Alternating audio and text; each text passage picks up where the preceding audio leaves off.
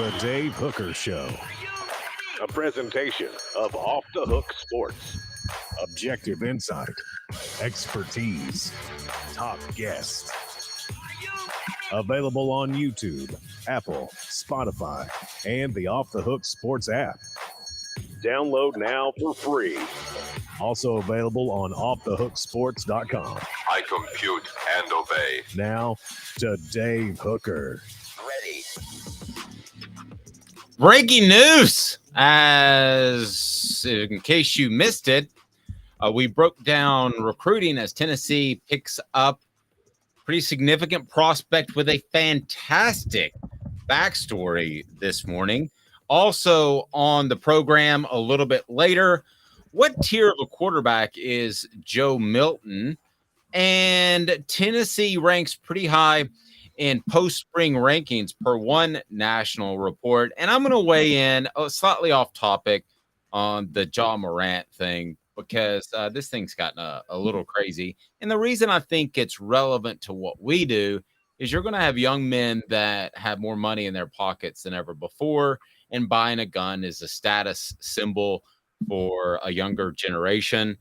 But also, are we being a little bit unfair in how we are looking at Ja Morant? Again, it's not going to be a Grizzlies talk per se, but it is going to be a talk about where we are in our society. So I'm going to go slightly off topic, off schedule a little bit later in the program. But first, my man, Caleb Calhoun. It is his birthday. So how many happy birthday wishes can we get for Caleb Calhoun, who gets a big Today's oh, he didn't get a today's tough question. He gets a Hank Kingsley. Hey now. Happy birthday, my man. Why, thank you, Dave. Look at you. I mean, I look heavenly, don't I? You do look heavenly.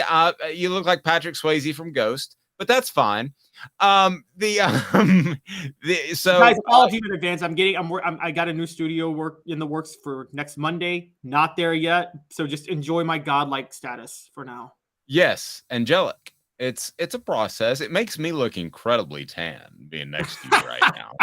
So for those that are so for those that are just listening and not watching, you need to check out YouTube. Please subscribe. As a matter of fact, Jacob Warren will be the first to tell you that I need this. What's up, everybody? This is Jacob Warren asking you to like, subscribe, and share. Dave needs this. All right, so here we go. Emmanuel Okoye out of London, England, signs with the Vols. So this is not just a commitment. I may have misspoken earlier, but this is a guy who's going to be on Tennessee's campus in 2023, wants to be a part of summer workout. So he theoretically could get there could get to Knoxville in the next couple of days. But you would think that the second session of summer school would be a real possibility. And if not, he'll be with Tennessee in the fall. Now, this is a guy who has a 45.5-inch vertical. This is a guy who is a project guy, okay? So he's not going to show up on campus and have 10 sacks this year, Caleb, but this is a guy who Southern California wanted really bad, and a lot of people were after him. And I think it's pretty exciting for Tennessee to be able to pull a guy like this. The upside is tremendous. In the old days, Caleb, I might argue that you take up a scholarship in hopes of an impact player, but nowadays it's a business. And at some point, if Okoye can't play, they're just going to say you're better off elsewhere. So there's really no risk involved here with a guy that has tremendous upside. What did you think of the get by the Vols? Yeah, I thought it was a great pickup for Tennessee. I even break from you a little bit in terms of whether or not he makes an impact this year. If he doesn't, it's because of how loaded they are at edge rusher. But let's not forget, if you look at Okoye and you look at his highlights, what you very clearly get is he's raw, but he's got incredible instincts and he's very athletic. Here's the thing about edge rusher. Not a lot of learning at that position. Not a lot of roles you have to play. On top of that, in Tennessee's system, edge rushers don't have to develop too much. They can be pretty raw. Remember, Byron Young was extremely raw when he got signed 2 years ago, and he immediately broke out and was an impact player. I think Rodney Garner and Mike Eckler have a pretty solid system, whether or not you think Okoye would play outside linebacker or defensive end. And what could happen is, I mean, again, athleticism and potential outweighs being seasoned at the position when it comes to edge rusher. It's almost like running back. You can plug a guy in Tennessee's system and just have them ready to go. Agreed.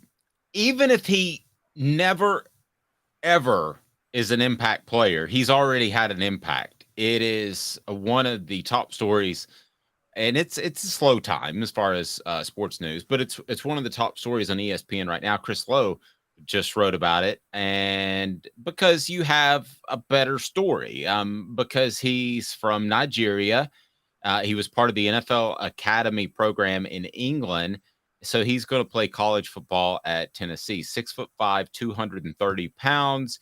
USC and Texas Tech were the other schools. He also had offers from other Power 5 schools, including Georgia. So the plan is to enroll this summer. And as far as an impact on what he can have, I've seen firsthand a guy come in, Konstantin Ritzmann, came in from Germany and was a fish out of water in the beginning. And not to say that'll be Okoye, but Ritzmann turned into a captain for the Vols. So the transition can be made. And again, Okoye's upside, no offense to Konstantin Ritzmann, but I think he was a very solid player. Okoye's upside is more significant. 45.5-inch vertical is what we've been told. I would like to see that in person, but that is through the NFL Academy. 11-foot 3-inch broad jump, both of which would be NFL combine records for defensive ends, and a 72-inch wingspan. So it's almost as if Caleb, who looks very angelic on this day, it's almost as if Okoye was created in heaven to be a defensive end edge rusher in football. So pretty significant. Absolutely. A fun fact about Konstantin Ritzmann, he scored 10 points in the 2001 season in 3 different ways. He recovered a fumble for a touchdown against Kentucky. He got a safety against Syracuse. And this is the funniest one, he was in on an extra point against Memphis that was blocked. And then the holder, I think was at the time, I forget his name, improvised and picked up the block extra point and threw it into the end zone to Konstantin Ritzmann for a 2-point conversion. So I covered those games, and I don't remember that. That's Caleb Calhoun, ladies and gentlemen. That's one of the wildest plays. Imagine a blocked extra point turning into a 2-point conversion. Like, that is a wild play. But yeah, no, that did happen with Konstantin Ritzmann. But yeah, I think this guy, okay, has much greater upside. Right now, Tyler Barron and Roman Harrison seem like they're the seasoned vets. But with Okoye in, Dave, I mean, next year, James Pierce, Joshua Josephs, Emmanuel Okoye. I mean, we're talking. You've already talked about Joshua Josephs. You think if you just like you and Fred White both say if you just like put a bubble suit around him and you say he's going to be just a superstar the minute you unleash him, right? Yeah, no doubt. So imagine him on one side and then Okoye with this raw potential on the other. Yeah, that's pretty good. I mean, he grew up playing soccer, so you'd think he'd have great feet. He was a basketball guy. This is according to Chris Lowe. And then he was discovered last year by, if you remember, O.C. Umenyiora, the defensive end for the New York Giants, with that great front they had. And it's part of the Uprise program that scouts out these guys. So here's a guy that probably was not a great fit in basketball, because he's 6'5", and there are a lot of 6'5" dudes. He's probably too big to play soccer. This is his chance, and to make a living playing sports, and he should grab a hold of it and take advantage, because there's not a lot of dudes walking around with that type of athletic ability. Yeah, I agree. That's the big thing, is he's got just rare athleticism, and the fact that he played basketball. We've seen this. Defensive end is a position or edge rush is a position where typically your skills in basketball translate, because a lot of edge rushers are playing in the post in basketball, and a lot of it's about their big focus is rebounding and leverage. That's, this from covering Tennessee basketball in 2001. Julius Peppers was a master at leverage, and Tennessee had no idea how to deal with him when he came into the game. And So it's like how playing center field translates to playing safety really well. There you go. I like that. Good stuff. All right. So hit the like and subscribe button. If you're on YouTube, have your notifications on. A couple things on the message board is whitewashed Caleb because he's having a lighting issue, which is worth the visit to YouTube. If you're on one of our audio platforms, the new Swayze from Ghost, the Omen, he's getting some of that, but it's his birthday, guys. So wish Caleb happy birthday because he certainly keeps me straight and no question about it. So happy birthday. And I'm just giving you a hard time, Caleb. You know that. I think you look very angelic. Happy birthday. Are you, do you share your birthday, your age, or are you of the female persuasion that does not like to share that like my wife? No, I share it. Yeah, I'm 35 years old. I don't 35 years old. He's so young. By the way, somebody mentioned that Konstantin Ritzman was the Germinator, and he absolutely hated that nickname. I remember asking him about that, and I said, what do you think about your new nickname, the Germinator? And he goes, I don't really like that, but that's fine, whatever. Was his response. I just would have loved for him to have played for Derek Dooley and just gotten the D-Day analogy of the Germans during World War II. Nice. All right, so here we go. A lot to get to on the program. And let's start with current Vols that are out there. And I'll tell you what, I saw this in the rundown for the show. We went over in our production meeting at 4 a.m. as we do each and every day. The Vols number 4 in the post spring SEC power rankings. So what do you think of number 4? I think that's pretty complimentary considering anybody's going to be number 2 from the get. Now, this is by on 3, but anybody's going to be number 2 in the SEC to Georgia. So what did you think of number 4 in the post-spring power ratings? I think this is disrespectful. Oh, here we go. See, Dave and I are both very, very objective, but I feel like so far I've seen like even the harder one on Tennessee. But I think in this sentence, I'm going to sound like more the Tennessee cheerleader than Dave. They should be ahead of Alabama. That doesn't mean they're going to be better than Alabama in the fall, but these are power rankings, meaning where you are at this moment. Where is Alabama at the end of spring? Desperate for a quarterback, desperate for someone who can hit the ground if they're trying to spike the ball. Okay. And Tennessee, whatever else you think, is not desperate for a quarterback. They have a starter. And if the starter doesn't work out, they got a backup that everybody has a pretty good bit of faith in. Alabama went in, desperately added Tyler Buckner from the transfer portal. I'm sorry. I know Dave and I disagree. That's probably why he's fine with Alabama ahead of Tennessee. You don't think it was as desperate of a move. But I'm pretty sure it was because they don't have a quarterback on the roster and they needed one. And because of that move, post-spring, Tennessee should be ahead of Alabama. I get LSU. Jaden Daniels is back, very high on. I get Georgia. Georgia's Georgia at this point. It's a factory for NFL talent, beyond even what Alabama was doing at Nick Saban's height. But outside of those two, Tennessee should be a clear-cut number 3 post-spring. Yeah, clear-cut number 3. So that is what the H? What the? What was he thinking? Release the hounds. The Dave Hooker Show. Keep cool. A presentation of offthehooksports.com. So Tennessee, number 4 in the power rankings, post-spring power rankings by on 3, as Caleb just mentioned, behind Georgia, LSU, and Alabama. What the H brought to you by Craft Treats. Use the promo code OFFTHEHOOK, promo code OFFTHEHOOK. Get 20% off at crafttreats.com. They have the chill pills, which will chill your pet out when it comes to anxiety or digestive issues or arthritis with the CBD derivative in there.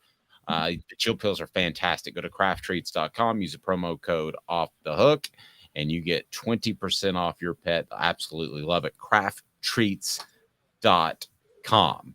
So are we a little bit too bully? Because I got this from someone who listens to the show daily. Are we a little too bully on LSU this year? I think both you and I think that LSU and Brian Kelly is going to be tough to handle in the next 3, 4, 5 years. But are we a little bit too bully this year? Or do I have an antiquated notion of what it takes to rebuild a program? Because nowadays you can do it in a couple years as opposed to 3 or 4 years. But I did get the feedback from somebody that we're a little too bully, a little too high on LSU. Why are we not high on LSU? I think the only way you could be not high on LSU is if you looked at that SEC championship game and saw, okay, they weren't on the level of Georgia. What you miss is they got to the SEC championship game, beat Alabama in Brian Kelly's first year. I said from the start, if Tennessee made the smart move in 2008 and hired Brian Kelly, they'd have a couple of national championships already. And they should have hired Brian Kelly over Lane Kiffin. He was the best option. People are going to sit there and point out Brian Kelly never won a national title at Notre Dame. You know what? He got Notre Dame to the title game, and anybody that knows the state of Notre Dame football knows that that's a monumental task, because that's not – there are 39 other jobs where it's easier to win at than Notre Dame right now. I don't care about program prestige. So that was a huge deal on its own, and he did it a few times. He got it to the college football playoff. So I think this year, let's talk about they bring their quarterback back. There's an argument. I would argue Tennessee, but if you don't say Tennessee, you would have to say LSU's got the best set of wideouts in the SEC, as On 3 noted. And their biggest issue last year was their secondary, which is when they gave up a lot of points. They completely revamped it in the transfer portal.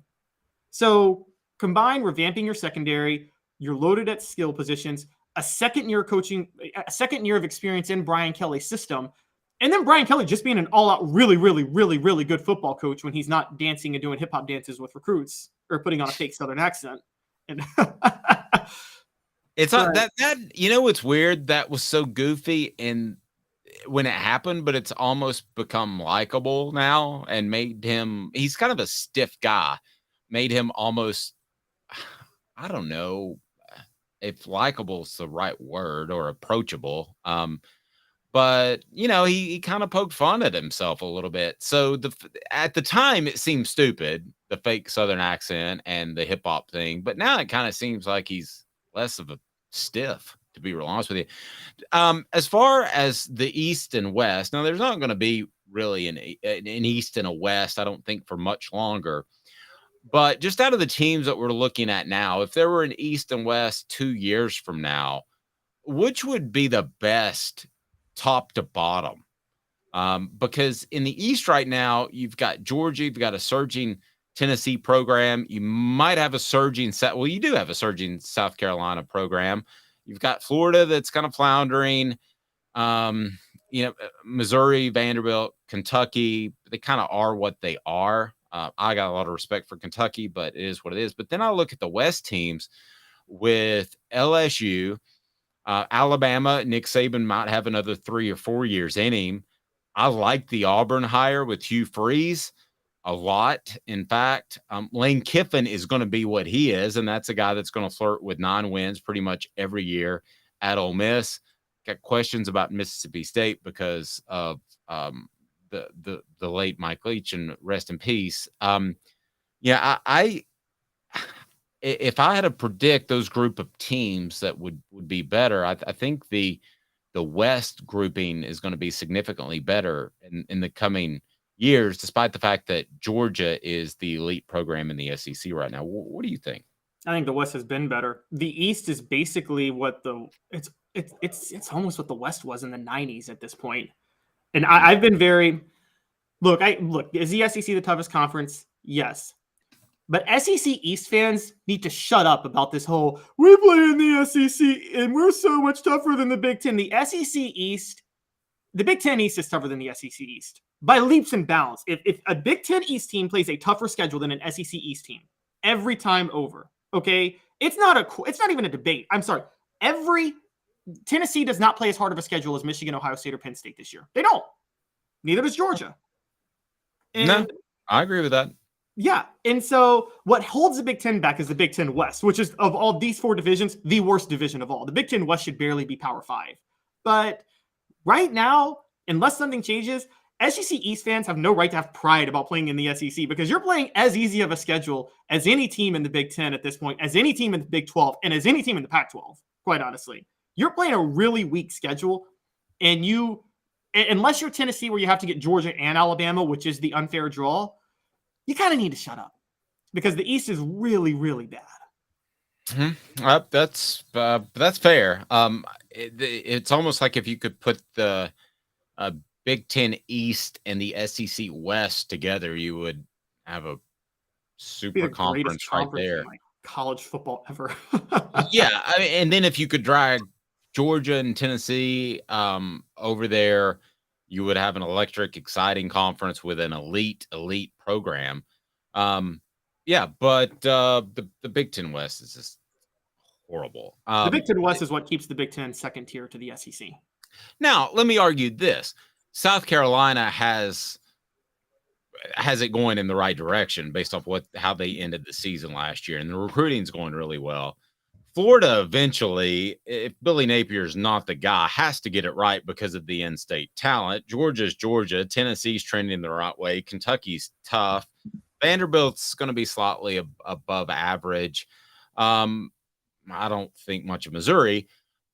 I would argue that we could be having a very different conversation in 2 years, that the SEC East is solid, but I think that would take Shane Beamer to prove himself continually at South Carolina and Florida to ultimately have a new coach, because I don't think that Billy Napier is the answer there.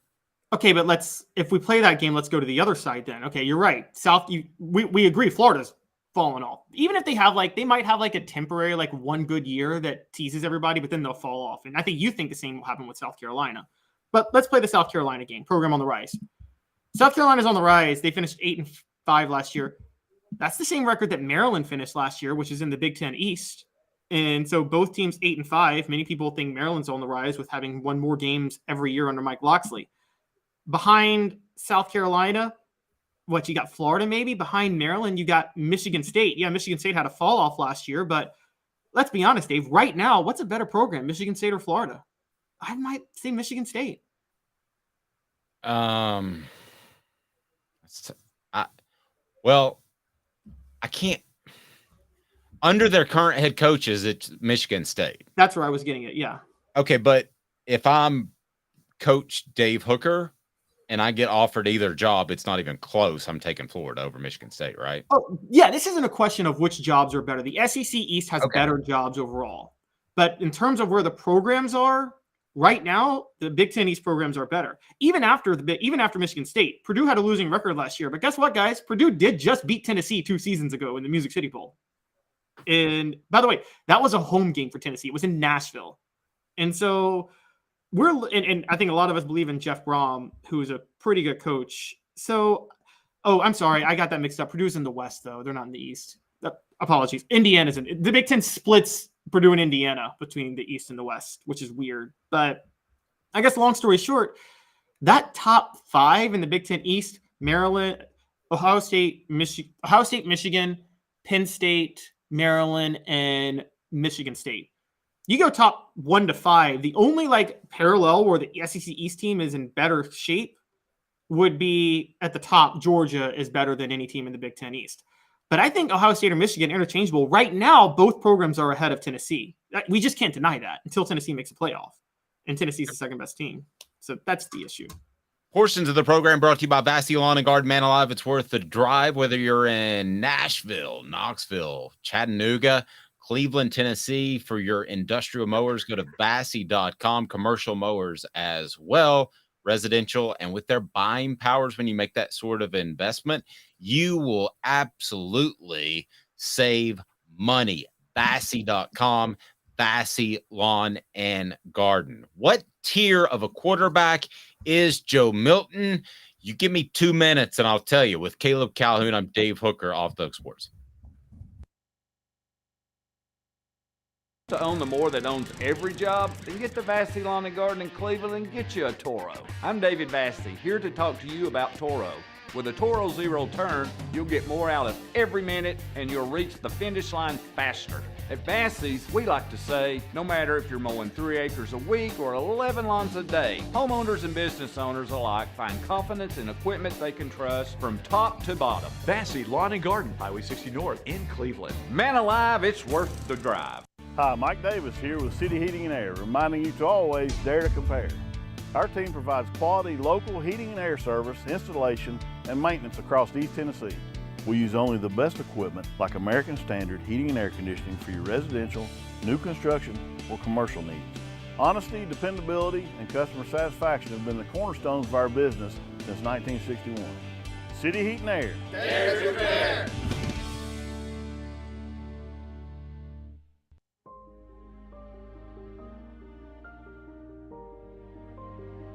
Our family has been creating one-of-a-kind pieces of jewelry in West Knoxville since 1986.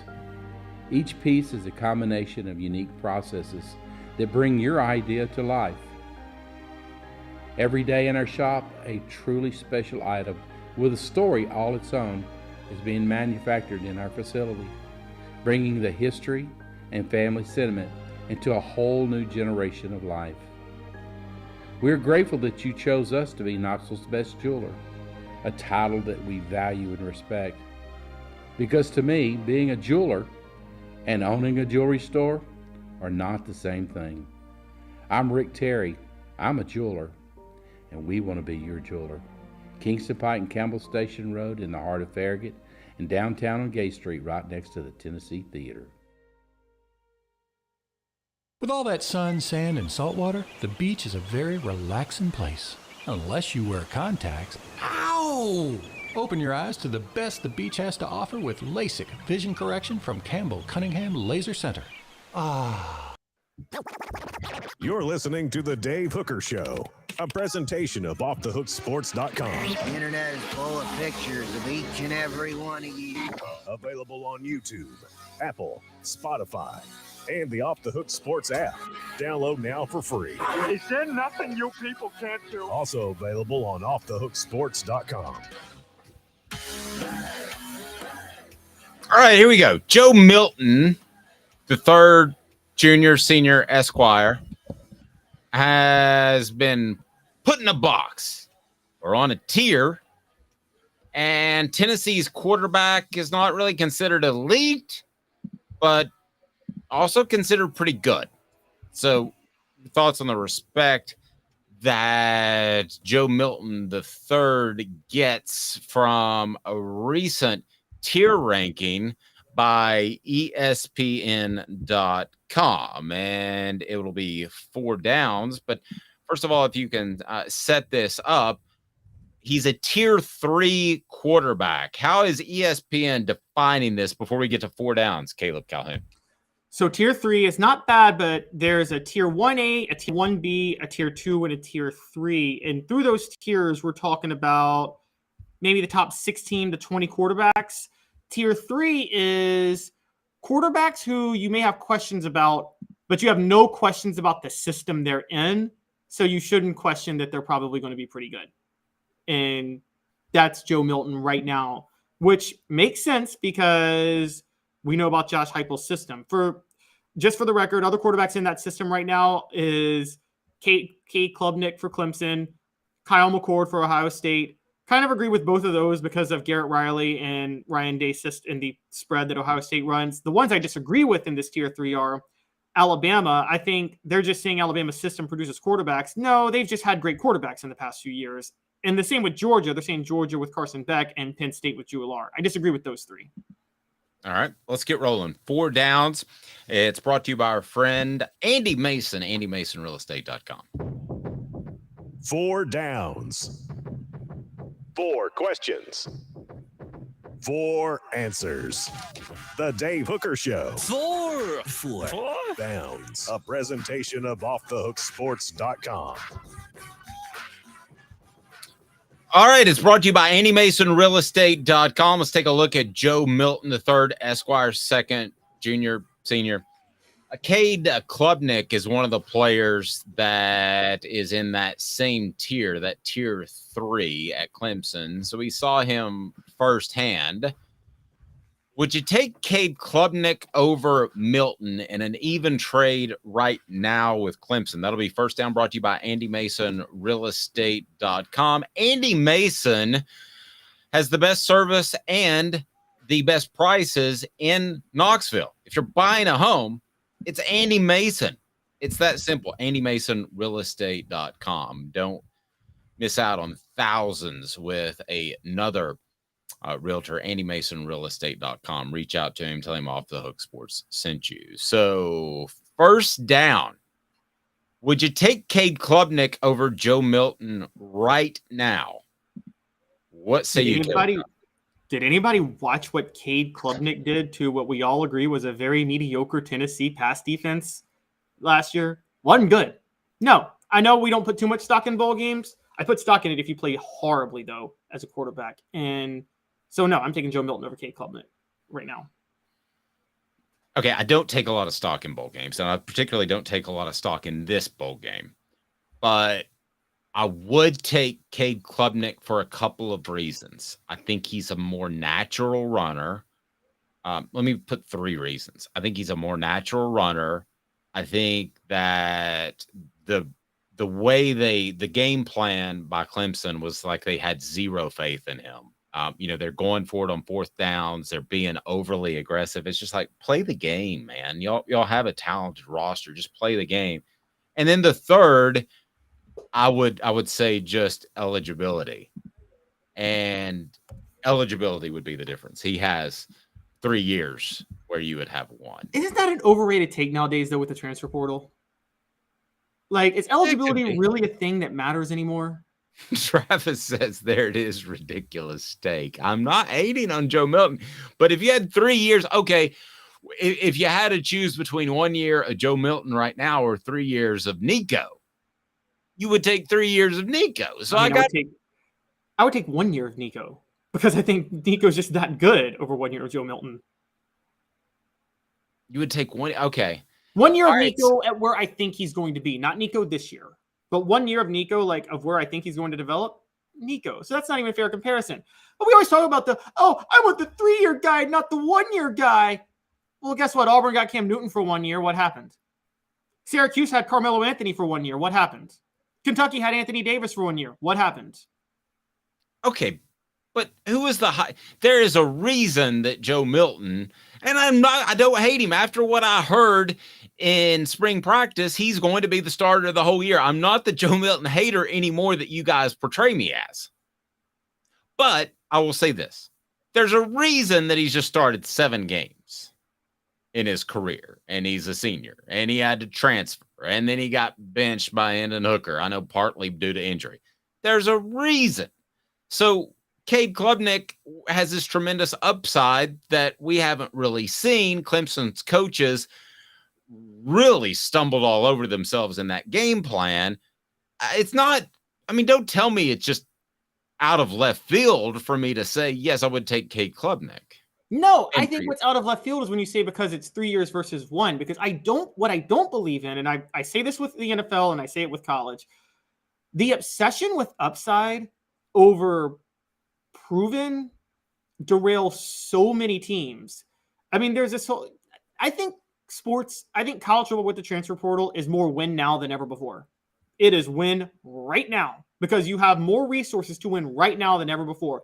College football is almost college basketball now, Dave. A new head coach can turn a team around overnight, which used to not be the thing. And I think that it's the same way with, you didn't see the New York Jets say, well, we could have Zach Wilson for 20 years versus Aaron Rodgers for 2. No, they're like, we'll take Aaron Rodgers for 2 years. Okay. You didn't see John Elway go, I could have Tim Tebow for 15 years or Peyton Manning for 4. You take Peyton Manning for 4 years over Tim Tebow for 15. And so there's this win now thing. There's this upside idea that I think is just, it's been an annoying thing in sports for as long as I can remember, when your best success usually comes in a 5 or 6 year window. One, if you're talking about a coach or a pro player, and you only need 1 year for a college player. Okay. Second down, who would you take over Joe Milton? And let's just talk 1 year. Let's take the eligibility thing out of it. I'm getting Dan and Mr. Jones and everybody that could possibly rip me. Rebecca's even ripping me, and I think she likes me. But everybody's ripping me. So who would you take? I think, we're objective. We're not just going to worship at the feet of Joe Milton because Josh Heupel says so.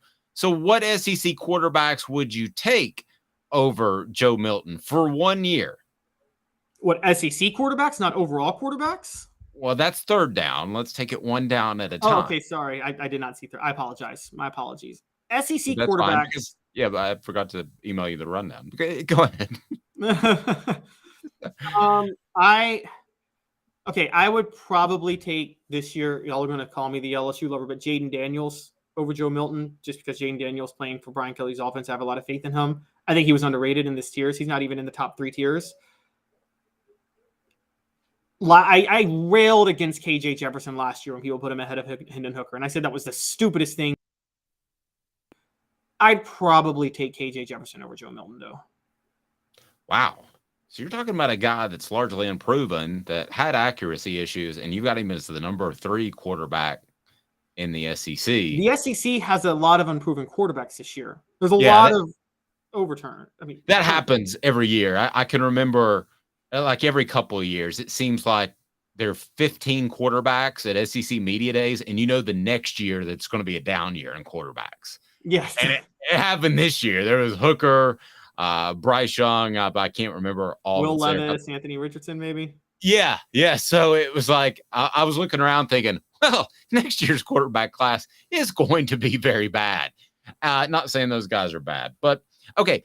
Third down, what quarterbacks in the nation are a lock that you would take over Joe Milton III? Now, I don't expect you to get every single one, but I would think it starts with Caleb Williams, right? At Southern California, it's hard to argue the Heisman Trophy winner wouldn't be an upgrade.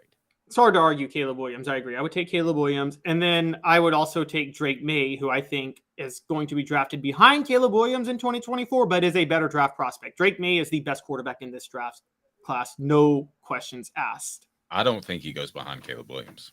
You don't think he does? Mm-mm. I think he's number 1. I've heard 2 words from a scout that got me perked up, and it was, the first word was John, the second word was Elway. And that's the gold standard of number 1 draft picks, isn't he? Isn't John Elway like the gold standard of, like, even beyond Peyton Manning? There were just, because there were questions about Peyton. You knew John Elway was going to be a success in the NFL, right? Yeah. I mean, just he had everything. It was LeBron James when he was drafted number 1, I'm guessing. Yes. Or Victor Wembanyama. The kid that the Spurs are going to get. Yeah, he was that type of freak athlete. And no knock against Peyton, but Peyton had the Ryan Leaf thing. So yeah, I think Drake May is that guy, and you would probably take him. I mean, I think Drake May's really, really special, like a generational talent. We'll see. I mean, he's got to survive another year at North Carolina. I got mad respect for the kid for sticking. I mean, I heard that there was like offers of $5 million for 1 year, which was pretty insane. So we're at 4th down. So 4th down, what is the most important game for Joe Milton III? Florida. He's going to get by Virginia, and he's going to get by, who's their second game? I'm already forgetting it. It's awful. Yeah, somebody that they shouldn't be playing. Florida is the game where we judge Joe Milton, because we both think Florida's floundering, but that doesn't mean that they're a fall out of bed win for Tennessee. You're going to Florida. They haven't beaten Florida in the Swamp in 20 years. And, you know, without Casey Clausen, they haven't beaten Florida in the Swamp since 1971. So that's by no means a given. They should beat Florida, but we've seen so many crazy things. But if Florida's the game where you judge Joe Milton. Yeah, Travis brings up a good point. So I'm all on board with Drake May, but he's the opposite of Tennessee's system. That is true. So kind of like trying to think of a good comparison. You would take we talked about how Nico was the perfect fit for Tennessee's system, whereas Arch Manning is a good fit for any system. So it's not a slight in Nico whatsoever, but I see what you're saying there, Travis. D, just absolutely no way keeping Milton. 2nd down, we are good this year. Milton has 3 years in the system. Anyone else would be green, fair. Rebecca says Florida sets the tone. I think there's a lot of truth to that. But by the same token, if anything happened in the Virginia game, I don't think it's going to be close. I haven't seen an early spread for that. But if you come out and there are errant passes, 6, 7 errant passes, and you just beat Virginia by 3 touchdowns instead of 4 or 5, or you just beat them by 2 touchdowns, that could be a defining game too that makes people scratch their head and wonder, because you're not going to learn anything from Austin Peay. So I'll say straight out of the chute, it's Virginia. Come out there and dominate and be really good. You've got the whole offseason to prepare. So I'll say that would set the tone of the season, which is an easy out for me to say the season opener sets the tone. But with a new quarterback, I think there's something to that. I think the players will see more out of Joe Milton being the guy throughout August and into the Virginia game than even we'll see, Caleb. And if they have half the belief in Milton they had in Hendon Hooker, Tennessee's good to go for the rest of the year. They will be a 10-win team. Here's the thing. What you just said is going to happen versus Virginia, because that's going to be the offense this year. What people need to prepare for is you're going to have a lot more missed throws, some errant passes, and a lot more stalled drives. But you're going to see more. I hate the word ball control. Gosh, I hate the word ball control. But you're going to see a little bit more of it in Josh Heupel's system. You're going to see moving the ball more. And so you're still going to see Tennessee pretty much have control of games. But I don't think you're going to see consistent 60-point games this year. So I think what you just talked about is going to be the case, but I don't think it's going to be cause for panic, because I think the coaches are kind of prepared for that. If they beat Virginia or any team by 20 and they're even close to time of possession and this is a different looking football team, hey man, I don't care if you cover or not. It used to really get on my nerves when Tennessee would beat like a Texas El Paso by 40 points, and some people are upset that they didn't cover the spread of 43. Listen, if you can go out there and punish some teams with this offensive line, and you might be able to do that, and a running game that's going to have some electricity that it didn't have with Dylan Sampson 100% in the playbook, hey, you're not going to hear me rip them for beating Virginia 30-10 and controlling the game throughout. So that's a fantastic point. I like that a lot. All right, so it is time for today's tough question. Today's tough question brought to you by Campbell, Cunningham, Taylor, and Hahn. Here we go. Today's tough question. Take a side. Take a stand. The Dave Hooker Show, a presentation of offthehooksports.com. Free LASIK promotion. No, I'm just kidding. But Campbell, Cunningham, Taylor, and Hahn did my LASIK surgery. No glasses near or far. I am golden. I can't even begin to tell you how awesome the care was, because I had another little bitty health issue that cropped up, and actually they diagnosed it. That had nothing to do with my eyes. Okay. And that's how awesome they are. Campbell, Cunningham, Taylor, and Hahn, whether it's LASIK or cataract surgery, know that you have local doctors that care about you. And also their independent vision centers are fantastic for those annual checkups. So today's tough question: which ACC school would be the best natural rival for the Vols? I'm going to go first. I usually defer to you, Caleb, on these, but it ain't close. It's Clemson. That orange, that rivalry, that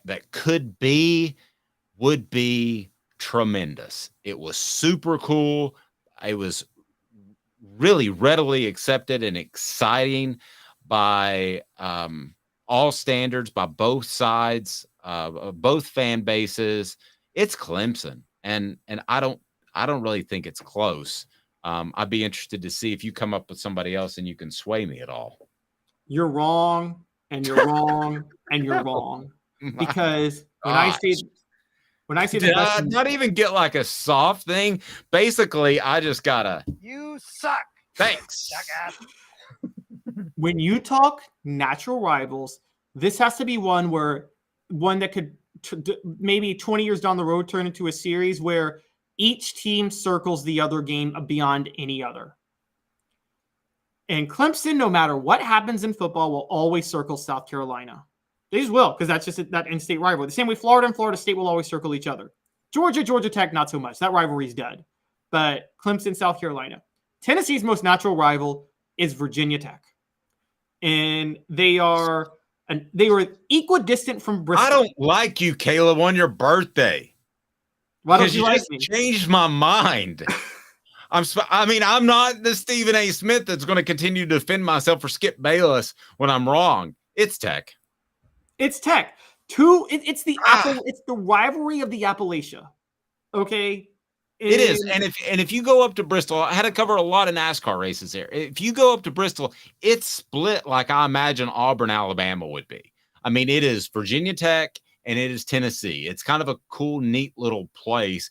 If you go to a NASCAR race up there and they're wearing any sort of football gear, it's either Tech or Tennessee. And it's pretty neat.